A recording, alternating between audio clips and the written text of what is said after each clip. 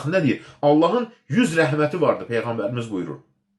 Onlardan birini yalnız yer üzərinə insanlar, cinlər, heyvanlar, bütün canlılar arasında nazil etmişdir ki, bir-birinə rəhm etsinlər. Bir-birinə şəfqət etsinlər. Hətta vəhşi heyvan belə öz balasına mərhəmət edir. Qalan 99 rəhməti isə Allah təala qiyamət günü mömin qullarına saxlamışdır. Subhanallah.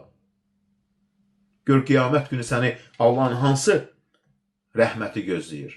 Əgər sən ona şərik qoşmadan bu dünyadan köçsən.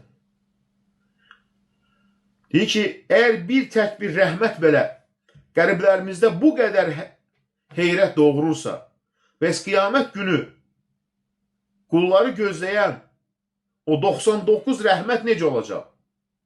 Mənim rəhmətim hər şeyi əhatə etmişdir. Subhanallah. La ilahe illallah.